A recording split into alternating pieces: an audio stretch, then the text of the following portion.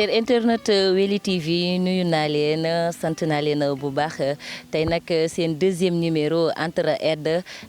nag tey comme ni ñu leen ko waxee woon saa su ne di émission boo xamante ni social moo ko tax a jóg ndimbal moo ko tax a jóg tey nag dañoo doxantu woon fii ci quartier Gurel Diadji biñ fi ñëwee nag dañ fay seet si woon kenn kuñ naan Bouba Diarra nag dëkk fii ngeen di gis ci sama ginnaaw fii la daal di dëkk fii muy këram Bouba nag di am benn handicap boo xamante ni depuis muy xale ba tey te jaar na fu ne dem na fu ne mais booba tey amul saafara comme ñun nag niñ fi nekkee du lenn lu dul nag ñi nga xamante ni dañoo soxla baat bu jóg te mënuñoo jógal seen bopp ñun ñooy daal di doxantu yëkkati leen boobu voix pour que askan bi ak li ko wër Tambacounda ak li ko wër àddina ak li ko wër ñëpp daal di ci mën a jot ba jàngoroom daal di saafara dégg Bouba mu wax ci gémminam ngeen dégg ci seeni nopp xam lan mooy jàngoroy Bouba nañ dox wan leen lan la Bouba soxla. nag yegsi nañu nag fi nga xamante ni foofu la Bouba nekk dañ leen di daal di bàyyee Bouba daal di nuyoo daal di présenté wu Bouba noo def. ça va na ngeen def. yaa ngi ci jàmm bu baax. alhamdulilah may sant yàlla. Bouba ñun tey nag waa équipe Weli TV dañoo déplacé woon ginnaaw bi ñu jotee appel bi nga xamante ni sa cousin Lamine nekk fële ca France daal di na koy def daal di ñuy expliquer cas bi wax ñu ni mu demee. Bouba ñun tey dañoo bëggoon xam Bouba yow lan mooy sa jàngoro lan nga soxla ci ndimbal wala lan nga xamante ni boobu ba tey yaa ngi koy def ak li la dal nii kañ la dal ak yëpp. bon pour commencer li ma dal nii kañ la ma dal après ma door a ñëw ci li ma soxla si ndimbal no voilà mu ngi may dal en 2008 la kii bi hanche bi am quoi mais paralysie bi moom mu ngi am en 1997. 1997 nga paralysé lan moo nekkoon cause paralysie bi. cause paralysie bi man maa ngi koy door a xam en 2015 bi ma demee Dakar parce que def naa IRM après professeur bi ma def loo IRM bi mu xool mu ne ma paralysie bi opération bi ma fi defoon ci ginnaaw parce que amoon naa benn bos bu nekkoon ci ginnaaw bi ma judduwaale quoi bu ndaw la woon mais bi may mag muy gën a rëy di dem quoi bu commencé déformer sama forme après benn jour nag à l'hôpital régional bu Tamba kooku muy door a tijjeeku foofu la ma neurologue bi gis benn jour bi may yóbbee foofu añ pour sama yaay après mu mu ne ndax bëgg naa ñu opéré ko mu ne ko waaw ñu opéré ko 3 neurologues moo fa nekkoon benn sénégalais benn malien ak benn tubaab français bi moom moo ma proposé opération bi mais malien bi moom moo ma gën a bëgg quoi parce que bu ma demee def may téye sama loxo mu may naan triqué mooy sama xarit temps booy quoi ñoom ñett yëpp def nañ ma consultation ñu programmé ma pour opération bi bu mu desee ñaari fan ci le malien bi feebar moom teewul opération bi mais après une semaine mu ñëw mu fekk ñu opéré ma d'habitude bu ñëwee ci salle bi day dugg ñëw téye sama loxo ñu dem mais jour bu mu fekkoon ñu opéré ma jour dafa taxaw jegewu ma mu ne ma non baaxul mu ne ma ci bambara ma bien quoi ma bien. opération bi baaxul. bon foofu man xaw ma woon lu tax mu ko doon wax quoi mais après bi ma professeur waxee IRM bi ci laa fàttalikul Touré lu mu ma doon wax nee na baaxul waaye loolu moom mu paralysé loo. depuis année boobu nga paralysé léegi bi nga paralysé biñ la opéré bos bi ci nga daal di paralysé léegi nag yow xamoo ko ba 2015 bi ma dem Dakar. 2015 bi nga demee Dakar ci nga découvrir que ni que opération bi ñu la defaloon ci boos bi moo la paralysé léegi bi nga demee Dakar boobu lan moo la fa yóbbu woon. hanche bi moom moo yóbboon Dakar. lan moo nekkoon ci hanche bi. hanche bi parce que 2008 defoon naa accident dama doon animé Sen Musique ma dem animé bi may dellu fekk guddi na quoi 20h 21h yooyu. fekk benn borom saret mu ngi jógee moom tamit fu mu déposé ay ngooñ léegi muy dellu muy def vitesse moom fu mu ñëw noonu fi may wàcc ci doodaan bi di éviter doodaan bi ak pax bi moom tamit nekkate muy doon éviter ñaar yooyu léegi man mu wàcc suuf si moom tamit mu fekk ma ci suuf si foofu la ma ramassé hanche bi foofu la commencé. hanche bi daal di toj mais avant ngay am opération boos bi boobu daan nga dox normal. bu baax menuisier laa doon def. menuisier nga woon. menuisier laa doon def bi ma demee ba tànk yi mënutuma taxaw di scier bant ma changé métier ma def frigoriste parce que foofu li ci gën a bëri doo jël bagage yi diis après finalement pour dox sama diggante kër ak atelier mënatuma ko ma toog. léegi yow bi nga defee kii ci accident boobu fii nga fajoo wala da nga dem après Dakar. fajoo naa fii 2-3 ans. yaa ngi gis parce que chaque fois daf may métti hanche bi daf may métti su ma demee hôpital ay anti-inflammatoire lañ may bindal affaire yooyu. ñu ne ma accident bi deful dara pourtant man maa ko téye sama xel rek. waaye noonu laa continué bu benn jour hanche bi néewi bu mu néewee ndekete yow mu ngi doon nàcce si biir. bu mu tojee nag problème ba foofu la kiyee. foofu la problème bi commencé bi hanche bi tojee. merci beaucoup hanche bi toj doon góom bu rëy. da nga koy tiim ngay séen yax bi si biir. ma dellu hôpital ñu ne ma lii intervention chirurgicale moo koy faj mais il faut ñu faj d'abord infection ba mu tëju. yaa ngi gis mooy va-et-vient loo di ma va-et-vient loo ba finalement. ma xam ne ñii fajuñu ma parce que bu ñu ma doon fekkee jël nañ ma en charge benn. pansement bi du sama kër laa ko doon def hôpital laa ko doon def normalement mais dañ may bindal li may jël rek ñu ne ma demal kër ga boobu nag après ci laa jël sama responsabilité fekke amoon na jamono bi ma demoon Kaolack ma rencontré benn xale bu jigéen espagnol. après ma SMS ko quoi ma expliquer ko sama problème yëgoon na ci dara quoi mais après chaque fois daf may laaj foo tollu sa hanche yaa ngi gis waaw. foo toll si sa hanche bi ma koy expliquer chaque fois après mu ne ma médecin bi lay jox rendez-vous chaque fois seen hôpital est-ce que doo ko ne mu defaral résumé médical moo gën parce que médecin bu lay va-et-vient loo day fekk mënul yaa ngi gis léegi ma ne ko am problème ma dem hôpital laaj ko médecin bi jox ma rendez-vous mu ne ma bu ma ñëwee dina ma defaral mais 25 000 francs la may defaral résumé médical bi waaw ma wax ko espagnol bi mu envoyé ma 25 000 ma retiré rendez-vous bi jot ma dem hôpital bi ma jëmee waa ji jël ma dugg ma ne ko résumé médical moo ma indi mu ne ma am nga xaalis ma ne ko waaw 25 000 baa ngi nii après mu ne ma non non lii du sama liggéey man mënu ma koo def il faut nga dem Dakar ñoom ñoo lay defal résumé médical parce que concerné wul hanche bi kese mais sa paralysie bi yëpp la concerné ah noonu la ma bindal fi ma war a dem fan la ma wax ne foofu laay dem neurochirurgie. loolu rek la bind si papier bi mu jox ma ko c'était la première fois sax may dem Dakar ma dem Dakar wër fa wasoon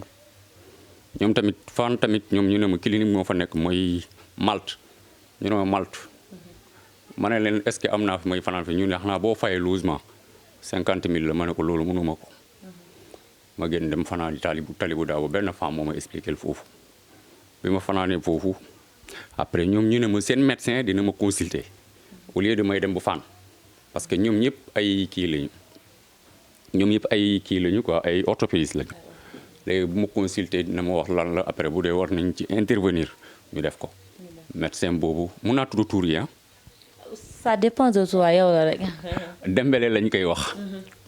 benn gaan bu sew nii xees moom ma njëkk a consulter Talibou Dabo après mu ne ma ñoom foofu du ñu opérer mais Dantec la ñuy opérer yaa ngi gis bu dee am naa xaalis daf may transférer foofu ma ne ko waaw parce que tubaab bi nee na ma naa dem man yaakaar naa moom dina jël en charge. bi la tubaab bi nee na nga dem yow da nga fogoon ni tubaab bi moom dina jël lépp en charge. waaw amoon naa ci yaakaar bu baax a baax waaw. léegi yow bi nga tubaab bi da nga yaakaaroon ni moom dafay jël lépp en charge vu que moom moo la wax demal ñu defal la lii ak lii ak lii bi nga demee centre bu Talibou Dabo ba ñu wax la loolu est-ce que après contacté waat nga tubaab bi wax ak moom. chaque fois bu ma gisee médecin rek bu ma génnee damay jënd crédit temps yooyu WhatsApp amutoon léegi dama koy SMS comme mënul làkk français bu baax léegi man bu ma ko bindalee SMS après moom da koy traduire après mu tontu ma noonu lañ doon communiquer. mais nag chaque fois bu ma kiiyee médecin rek moom bu ma ko oowee bu dee xaalis la def ma koy jox côté boobu moom waxoon na ma ko tout ce que tu as besoin demande-le-moi. léegi tubaab boobu am ngeen contact ba léegi wala. non suñu contact dàgg na depuis amoon naa problème ak benn organisation fii ñoom seen coordonnateur kooku africain la donc xaw ma lan lañ jaxasee si biir foofu quoi parce que xamante nañ ñoom espagnol yi. mais est-ce que Tamba fii yaa ngi fekk ay say mbokk parce que ñun bi ñu ñëwee fii appartement bi rek lañ fi fekk. te yow kese lañ fi fekk naka nga dëkkee daal loolu lañ bëgg a xam. bon côté boobu beneen histoire la parce que xam nga dundu kenn yàlla la jig te nit ki bu sanoon aussi doo dund yow kenn mais malheureusement am na yoo xamante ne bu amee ci biir famille rek ñàkk jubóo bu débuté rek mooy ku ci nekk sa xol am na lu muy laaj yow di nga yaakaar ne dëgg nga am man ma yaakaar ne dëgg laa am après ñun ñaari yëpp bu amul ku bàyyi benn côté pour ñu mun a toog finalement ku nekk dina demal boppam bëgguma dugg parce que c'est très compliqué pas un peu même parce que dem naa ba ay sëriñ ñi commencé tudd ne man dëmm laa. astafurlah non.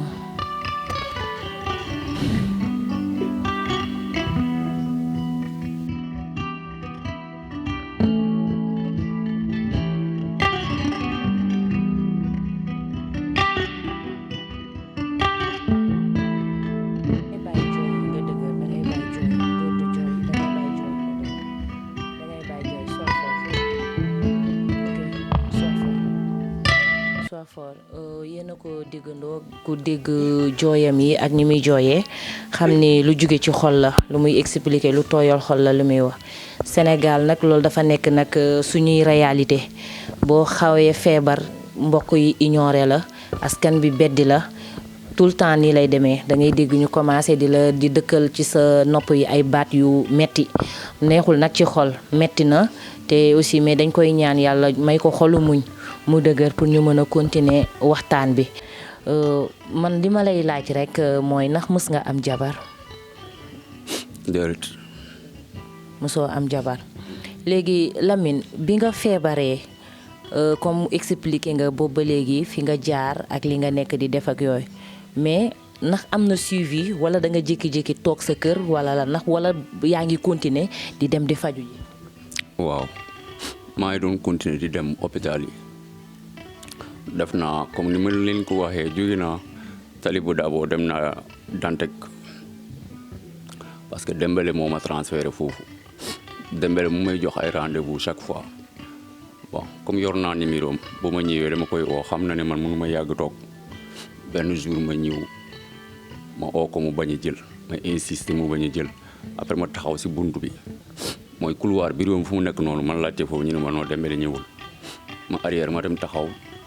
ci buntu sortie parce que sortie boobu taxawee da ngay seen buntu orthopédiste ma gis Dembélé mu ngi génn ak ñeneen orthopédiste yi ñuy dem visite ci la tournée sama pousse ma nekk si kër après ma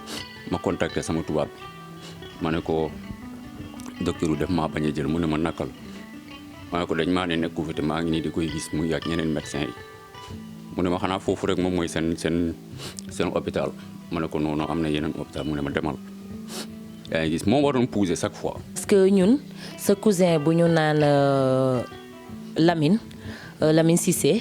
nekk ca France moo ñu contacté bi mu ñu contacté expliqué ñu cas bi léegi nag pour ñu mën a xuus ak Bouba ci waxtaan bi xool le fond du problème dañuy daal di bàyyi ngeen seetaan vidéo bi ñu leen di tegal ngeen déglu Lamine kii mooy Lamine Cissé nekk fële ca France di cousin ci Bouba ak démarche moom yam doon def ak yëpp di déglu leen Lamine ñu reveniraat. J'ai envoyé Bouba à Dakar mu dem à l'hôpital principal de Dakar pour mu mën a def un bilan de santé générale et puis mettre à jour son résumé médical parce que fa la ñu waroon commencer. Et d'ailleurs je tiens à lui dire bravo parce que ce qu'on avait prévu c'était maximum une semaine la waroon def Dakar mais dem na ba un mois ba à peu près un mois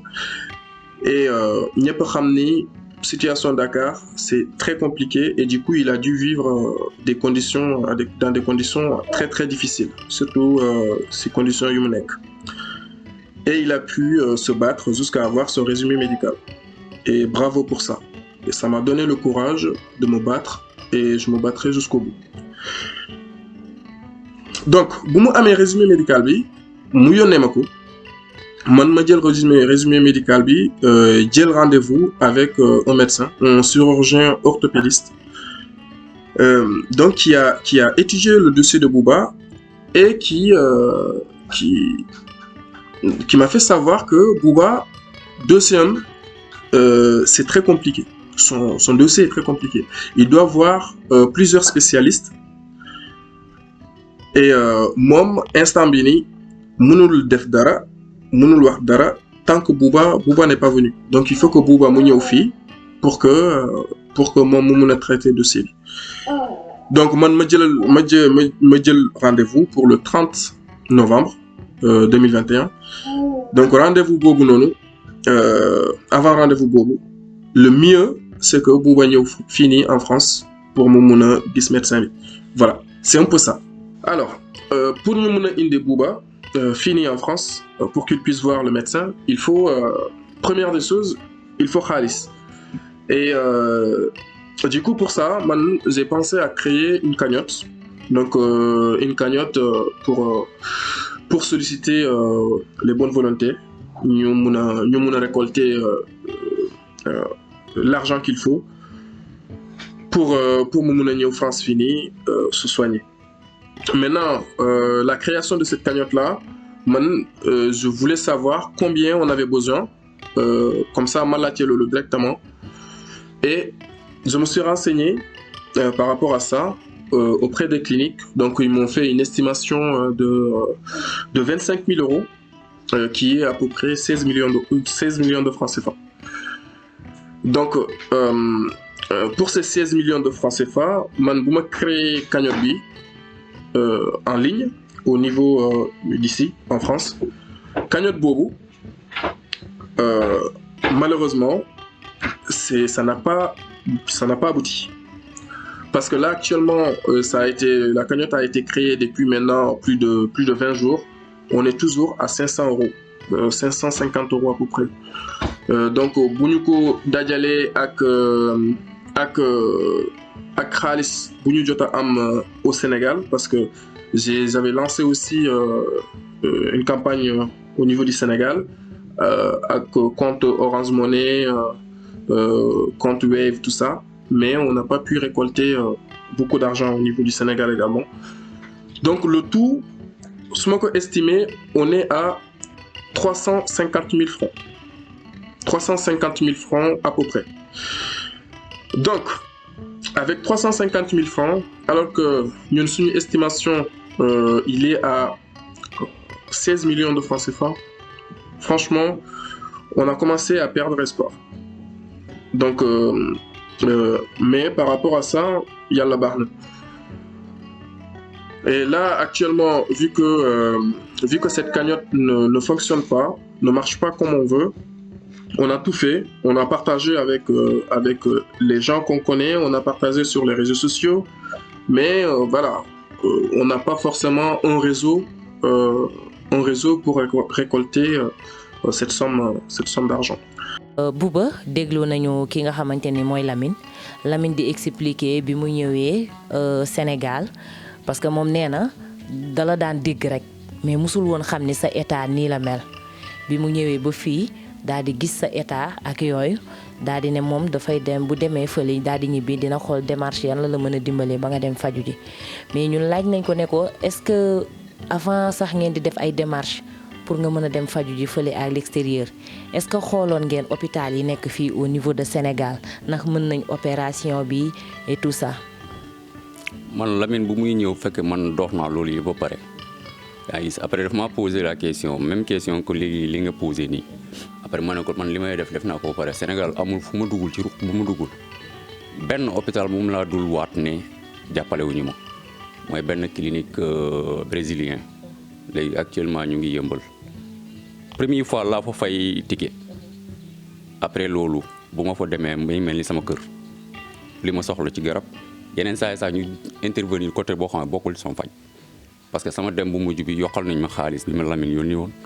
dañ may jox lekk bu ma soxla. comme ñoo ko déggandoo ki nga xamante ni nag mooy cousin wam boobu di Lamine moom fële mu nekk ca France def na fa ay jéego parce que dégg ngeen ko ci vidéo bi li mu expliqué dem na sax ba utal ko rendez-vous mais ci ay explication wam nee na foofu pour nga am faj bu yomb il faut nga am sécurité sociale tax moom nee na étudiant la pour mu am sécurité sociale day di xaw a difficile léegi nag ñoom nee nañ organiser woon nañu benn collecte gis ngeen li mu tudd ci xaalis ne moom la ñu jot a am léegi nag yow man Lamine dama lay laaj est-ce que au niveau fii de Sénégal bi nga xamante gannaaw bi nga xamante ni yaak Lamine yéen a ngi def démarche yooyu ba fële ci hôpital Europe yi accepté la ba yónnee la seen document est-ce que fii jéemoon ngeen fee dajale wala dem ngeen uti ay ndimbal ci ñi nga xamante ni mooy chaque jour li may wax rek ay borom barke lañ ñu yàlla suñu borom daal di wërsëgalee dara la est-ce que dem ngeen xool yi wala tey fépp foo xamante ni rek yow yaakaar nga ni boo fa demee dinañ la mën a jàppaleen est-ce que dem nga fa booba léegi. waaw Sénégal fi ma dem fu ne mooy fi ma xamul wala fi ma nit ki waxul foo ma wax. nga yaakaar bi ma fa demee naa fa jot ndimbal dama fay dem soit ma am wala ma ñàkk koo am fi ma gënoon am yaakaar mooy gaayan bi nekk direction action sociale bu hôpital principal moom moo ma orienté pour ma dem fondation Servir le Sénégal Palais ba mu ne naa bind. boobu defe naa ni mooy fondation Marième Faye Sall bi. voilà temps yooyu xaw ma woon ay Marième Faye Sall affaire yooyu parce que man sama dundu bokkut ak politique. c'était la première fois may expliquer foofu. man laajtee foofu laajte bu ñu woon ma ko après ma dem nag mu bindi li may bindi ba pare sama problème yëpp expliqué dugal ko ci enveloppe ma ñëw man sama bopp man maa ko déposé man maa ko dugal militaire baa ngi taxaw ci buntu ma laaj ko fan la ñuy dugal kii enveloppe mu ne ma dugal ko fii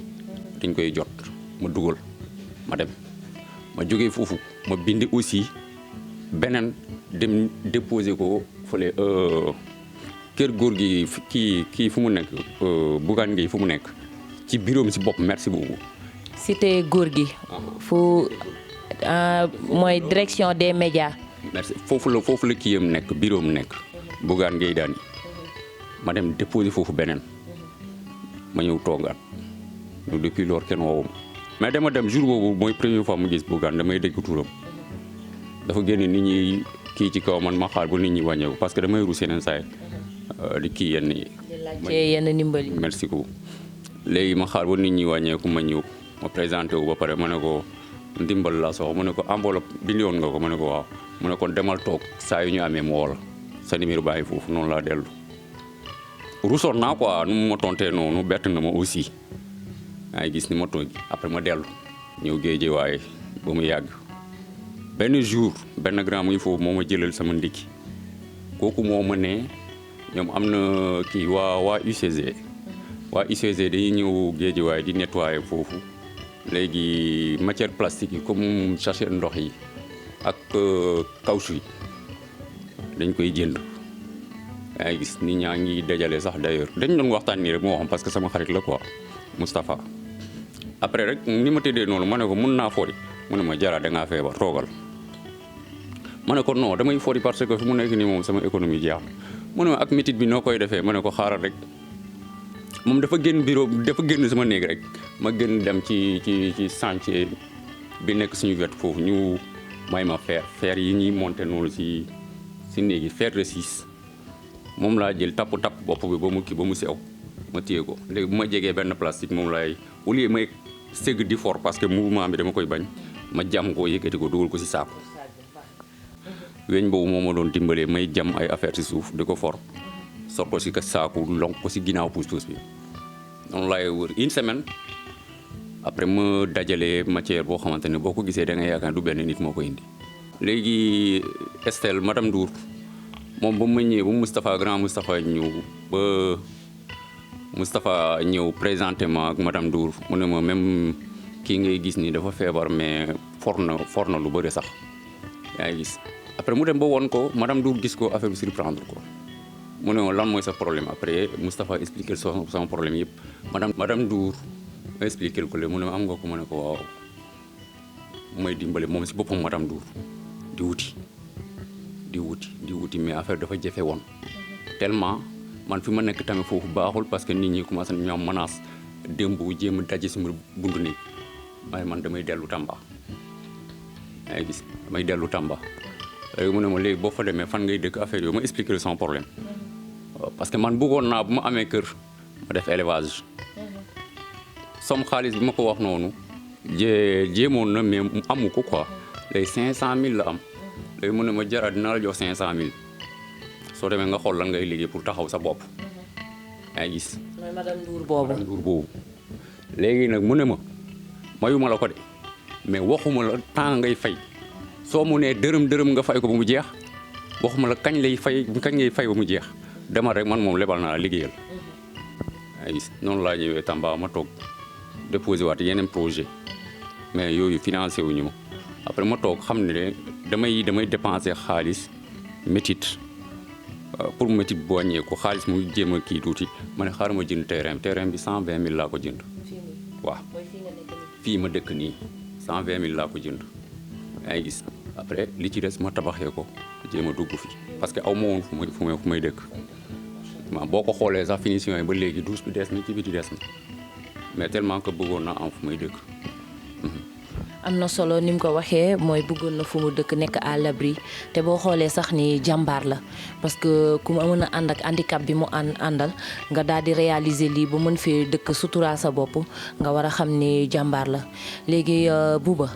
ñoom tey ñun dañuy naan ban appel tey ngay lancé parce que vu que def ngeen yéen tous les démarches yow xëy na tey li nga soxla mooy naka nga mën a fexee dem à l'extérieur parce que ci bi ñuy expliquer Lamine expliquer na jotal na la sax ba amal la rendez-vous te defe naa ni rendez-vous bi nee na pour le mois de novembre mooy rendez-vous bi fii ak le 30 novembre fii ak novembre lu ne xaj na fi comme niñ koy waxee saa su ne ñi amul baat lañ fi nekkal te bonne volonté yi dañ ñuy déglu ñi nga xamante ni ñoom def lu baax rek leen yitteel dañ ñuy déglu nañ ko dimbali ci les moyens pour que mu mën a dem faju ji foofu Bouba dama gis ni tout le temps da ngay jël bant bi di ko caler sa tànk bi ak yooyu bant bi pour lan la. parce que bant bi bu ma ko kalewul tànk dafa am position boo xamante ne fu lay yem sama loxo moo koy téye léegi pour ma mun a nekk en l'aise sama loxo du sonn mun naa nelaw après bant bi laa jël ma kale tànk bi loolu moo waral bant bi nii. xam nga Lamine pour commencer man dama koy ñaanal ndaw la yàlla may ko lu mu am ci mbébét ci xolam yàlla matal ko ci jàmm parce que bu doonoon keneen moom tamit mu xool yoonam quoi mu continuer comme ni ñeneen jëlee seen yoon yaa ngi gis mais mu jël temps am def lépp jël sama dossier dem lijjante loolu ba mu gis ko médecin bi wax na ko ba jox na ko papier rendez-vous yaa ngi gis mais xaalis bi ñu estimé noonu xaalis boobu mooy suñu problème. ñu fàttali leen ni que xaalis bi 25 000 euros la te 25 000 euros buñ ko xaytoo ci suñu xaalis dina toll ci 16 250 000 buñ ko xaymaa ci suñu xaalis loolu mooy xaalis bi nga xamante ni moom mooy li war a faj Bouba ci frais médicaux yi ci bu demee foofu hospitalisation bi ak frais yi nga xamante ni dina ko soxla yëpp biñ ko xaymaa ci loolu la war a toll. léegi nag 16 millions yi comme ni nga ko waxee léegi nii loolu mooy suñu coow fu mu nekk nii Lamine xalaatoon na tijji benn cagnotte ci internet lancé affaire bi d'ailleurs def na ko mais cagnotte bi nekkul di dox comme ni ñu ko yaakaaroon waaw man xaw ma naka la def ba jotante ak yow contact moo sabab suñu xamante man ak yow ba ngeen dox ci fii léegi man wuti naa fu nekk ma ñëw toog xam naa yéen yàllaa leen poussé ba ngeen yegg fii damay lancer appel 16 millions ku ma xool yàlla dara tërewu ko de mun na ko génne ci suuf mun na génne ko ci kaw mais sabab la ñuy wuti képp ku mën maa ngi lay ñaan ngir yàlla nga defaral ma ko muy dërëm muy ñaar dërëm muy 100 000 muy 800 000 lu waay man ma la ko ñaan ngir yàlla nga defaral ma ko sonn naa ci métit bi trop du guddi du bëccëg yére bi ma sol nii bu ma paree summi ko dem weeri ko beneen yére bi may sol tamit la même chose ndimbal ma ngir yàlla ma dem mën a faju ji parce que du benn intervention du benn spécialiste moom moo war a faj médecin bi ñu njëkk a gis noonu kooku orthopédiste la wax na ko sama cousin bi Lamine mu ne dama war a am yeneen intervention yoo xam ne bokkut ak moom lu muy liggéey rek léegi xaalis boobu ñu estimé loolu nee na moom xaalis boobu bu ma mënul faj yëpp mais balaa muy jeex fekk sori nañ ci faj bi. maa ngi remercier waa Manko Taxawu Tamba ak liñ ma defaral nii parce que tuutiwul dañ maa jëndal ay garab parce que laajoon nañ ma naka laa fi dundee lekk bi ak affaire yooyu maa wax leen ne am naa problème biir parce que ni may ñàkk lii loolu mooy waral ma am problème digestion donc garab digestion yi laaj nañ ma kii boîte yi wala ordonnance bi ma jox leen ko bi ñu demee ji jëndal ma ko et puis jëndal ma mbuus ndox yu bëri sax pour ma koy naan comme que sama yaram da koy soxla maa ngi di remercier di leen ñaanal bonne continuation ñoom tamit seen xalaat fu mu mënta nekk yàlla defaral leen lu gën a kawe loolu di leen ñaanal ñoom ñëpp merci beaucoup. ma koy ñaan ngir yàlla man déposé naa jaar naa ci ay nit yoo xamante ne ñu ngi ci gouvernement bi mais ba léegi dara sottiwul mais ngir yàlla boo gisee vidéo bi nga xam ne dew mu fenn maa ngi tëdd fii mënu ma def dara nga dimbale ma ngir yàlla ma faju ci comme ni ngay dimbalee ñeneen ñi yàlla fay la merci beaucoup. mu ngi noonu ñoo ko déggandoo muy Bouba Diarra ñu seet si woon ko tey fii ci quartier Gurel Diadji Bouba nag mi ngi lancé appel di woote ndimbal di woote wallu ndax ku gis Bouba ak état wam ak ni mu tëddee xam ni soxla na ko mi ngi lancé nag appel bu mag di ko jëmale ci ki nga xamante ni mooy première dame di Marème Faye Sall fondation bi mu yor kon nag ñi ngi ñaan képp koo xamante ni autorité nga nekk ci dëkk bi te mën a àggale suñu message te mën koo jottali ba fondation boobu yam wala nga yor sa doole te mën ko cee def ñi ngi lay woo di la ci xaar parce que soxla nañu ndimbalu ñëpp ni mu ko waxee nag leer na dërëm ba ci ñaar dërëm xeebuñu dara lépp loo xamante ni mën nañ ko dajalee dimbalee ko ki nga xamante ni mooy Bouba rek suñu borom dina la ko fay ci lu baax mbokk yi noonu lañ leen di daal di bàyyee ngeen xool xam naa ne xol yi dana tooy xol yi fees na ndaxte ku gis lu metti sa moroomu jullit di ko dund day mel ni yow yaa koy dund sur ce lañ leen di jox rendez-vous ci beneen numéro di leen fàttali nag yéen ñi nga xamante ni ay donateur ngeen am ngeen xol bu baax xol bu yéwén numéro yi ci suuf a ngi noonu képp koo xamante ni am na ndimbal boo xamante ni war nga koo joxe ñu ngi naan nga tabbi ko ci numéro yii nii bis boo ko ci joxee ñun dinañ dajale collecté fonds yëpp daal di koy jébbal ñi ko war a jot pour que Bouba Diarra mii war a mën a dem faju ji fële ca extérieur ñu ngi leen di jaajëfal ba beneen yoon.